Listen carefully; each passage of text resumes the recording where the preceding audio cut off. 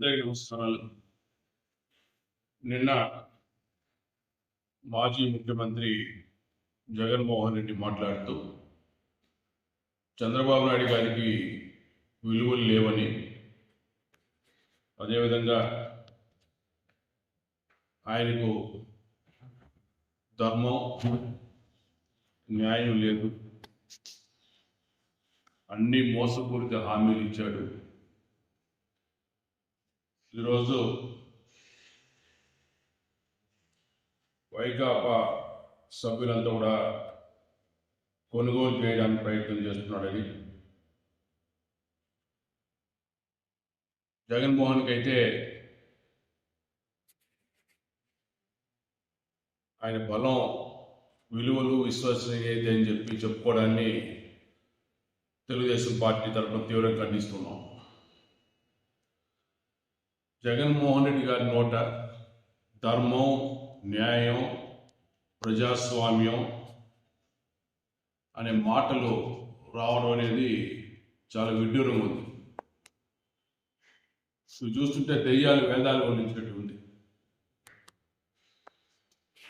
ఈరోజు జగన్మోహన్ రెడ్డి గారి 5 సంవత్సరాల పరిపాలన చూసిన తర్వాత ఆయన చేసినటువంటి దుర్మార్గాలను, అరాచకాలను, ప్రజా వ్యతిరేక నిర్ణయాలను, దోపిడీని గుర్తించిన ప్రజలు ప్రతిపక్ష హోదా కూడా ఇవ్వకుండా 11 సీట్లు పరిమితం చేసి ఇంటికి పంపించారు. చంద్రబాబు నాయుడు గారిపై ఉన్నటువంటి విశ్వసనీయతతో, ఆ నాయకత్వం ఈ రాష్ట్రం మళ్ళీ బాగుపడుతుందని చెప్పి ఒక నమ్మకంతో, ప్రజాదరణతో ఈరోజు ఆయన మళ్ళీ ముఖ్యమంత్రి అయ్యారు. జగన్మోహన్ రెడ్డి ఏమో ఇక 30 సంవత్సరాలు నేనే ఆంధ్ర రాష్ట్రానికి ముఖ్యమంత్రి అని చెప్పి కళ్ళగంటూ ఉన్నాడు. 5 సంవత్సరాలకే ప్రజలు చేదరించుకొని గద్దె దింపి ఇంటికి పంపిస్తే, చంద్రబాబు నాయుడు గారిని మళ్ళీ ముఖ్యమంత్రిని చేస్తే ఈరోజు ఓర్వ లేకుండా అసూయతో ఈరోజు రోజుకు ఒక విమర్శలు, ప్రతిరోజు అబద్ధ ప్రచారాలు, కూటమి ప్రభుత్వంపై విష ప్రచారం చేస్తూ తన అక్కసును వెలగొక్కుంటున్నాడు. చంద్రబాబు నాయుడు గారు ముఖ్యమంత్రి సీట్లో కూర్చొని ఉంటే ఈయన చూడలేకపోతున్నాడు. అందుకనే రాష్ట్ర పరిపాలన విధించమంటాడు.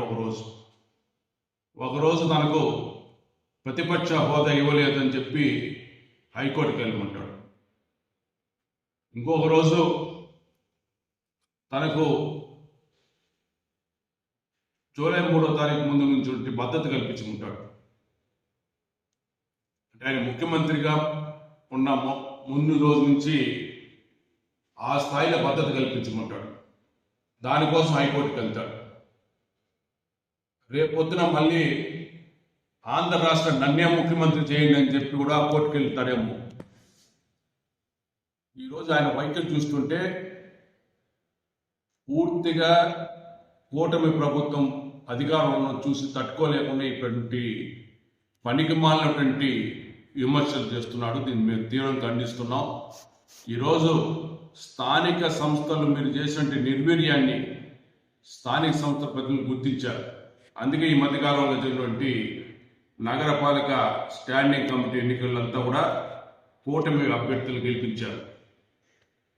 ఈరోజు మీ పైన విశ్వసనీయత లేదు. వైకాపా పార్టీలో గెలిచినటువంటి ఎంపీటీసీలు కానీ, సర్పంచులు కానీ, అదేవిధంగా కార్పొరేటర్లు కానీ, కౌన్సిలర్స్ కూడా మీ మీద నమ్మకం లేదు. ప్రజలు మిమ్మల్ని వద్దని తిట్టి పంపించేశారు. ఈరోజు వైకాపా నాయకులు కూడా మీరు వద్దనుకుంటున్నారు, మీ నాయకత్వం వద్దనుకుంటున్నారు. ఈ విషయాన్ని గుర్తించుకోవాల్సిన అవసరం ఎంతైనా ఉంది. రోజుకు ఒక అబద్ధ ప్రచారం చేస్తూ, విష ప్రచారం చేస్తూ ఈరోజు కూటమి ప్రభుత్వాన్ని అస్థిరపరిచాలన్నటువంటి దుష్ట తలంపుతో మీరు ఇలాంటి కార్యక్రమాలు చేస్తూ దీన్ని ప్రజలు హర్షించిన విషయంలో మీరు గుర్తించుకోవాల్సిన సందర్భంగా జగన్మోహన్ రెడ్డి తెలియజేస్తున్నా. ఈరోజు చంద్రబాబు నాయుడు గారు ఇచ్చిన హామీలన్నీ కూడా అమలు చేయడానికి సిద్ధంగా ఉన్నారు.